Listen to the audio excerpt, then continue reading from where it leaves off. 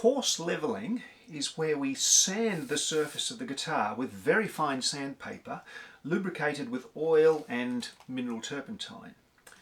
It's very effective at removing little bumps and dust motes and swirls that are inevitable if you've been French polishing for less than about 50 years.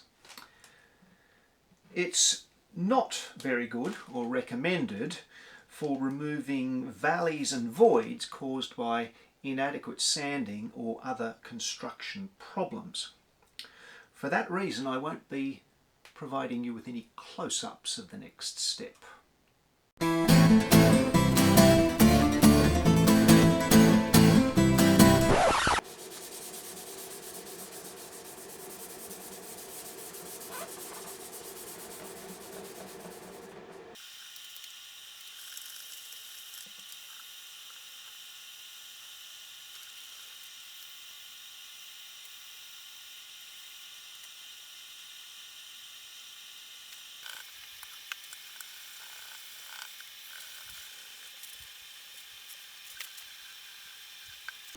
After levelling, the guitar has a very smooth matte finish, and then we start polishing again, and that really makes it start to look nice, except I've got to be really careful not to let it get too sloppy or sticky.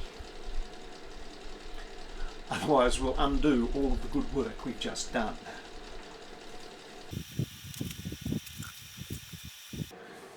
It's been a week since that last shot.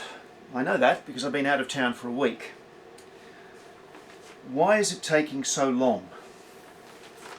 And the first reason is that in Hobart it is winter, which means I can do a little bit of polishing and then I have to do a lot of waiting. And if I don't arrange it like that, things happen. We'll get to that in a minute. The second reason is because I decided against performing grain filling. Now this is where you put a product on the timber and then sand it back, and all the tiny little voids in between the grains are filled and you get a nice smooth finish. Now for hue and pine, as in the soundboard, we don't really need it, and I'm happy with that. Likewise for the back, we're not really feeling the lack of grain filling there. But I really should have done it on the sides, and I have updated my notes so that I will do so in future. What that means is that we have to sort of build up the layer a little higher than we would otherwise have done, and then level it back and then continue. And of course, before leveling, one must wait an even longer period of time, because sandpaper, even with oil lubrication, really scoops and digs into shellac, even if it's a tiny bit soft. The third reason is inadequate sanding and other construction issues. These problems are best solved before we start the finishing process, but certain steps can be done to kind of make things better if it's left until too late, as it has been here. What that means is that we will be using the shellac to kind of even out some of the unevennesses that shouldn't have been there in the first place. That will leave a little bit of uneven colouring, but on heavily featured grain like this, that's not going to be as offensive as it sounds. So I'm going to press on at the correct pace, and at the end I'm going to produce something that I believe will be very beautiful and will be as good as it can be given the starting position of the finishing step, but oh dear, far from perfect. Voiceover Trev here. Let's look into that with a bit more detail. We start off with a nice piece of wood, sanded smooth, and after much diligent French polishing, we get a perfectly even layer of shellac. But oh dear, there is a chip or a scratch. The correct way to finish that is to diligently French polish, but then we end up with a slightly thicker layer.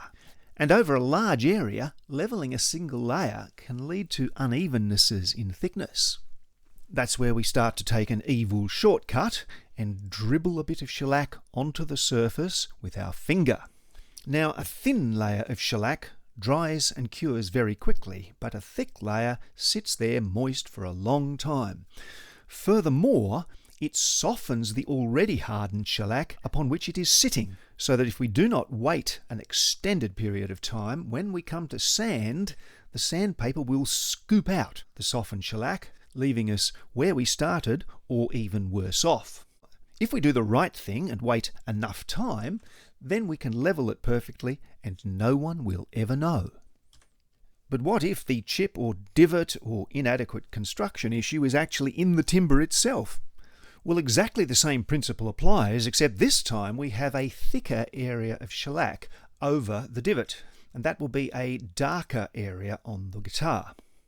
Next we come to a join between two pieces of wood that has a minuscule crease along it, or alternatively, the gap in between the grain of coarse-grained timber. For some reason, when we French polish that, the shellac is reluctant to go down into that tiny little groove and fill it perfectly. This may be due to adhesion, cohesion, viscosity, surface tension, or the fact that a little bit of oil gets down into the crease and prevents the French polish from getting into it. In this case, pulling a dollop of shellac with your finger doesn't really work, and my current approach is to use a little bit of talcum powder and then put some shellac on top of that, sometimes multiple layers. After the appropriate amount of weighting, we level it and it looks pretty good. Now there is a small amount of talcum powder embedded in the shellac, but as it is over a bit of a groove in the work, you don't really notice it.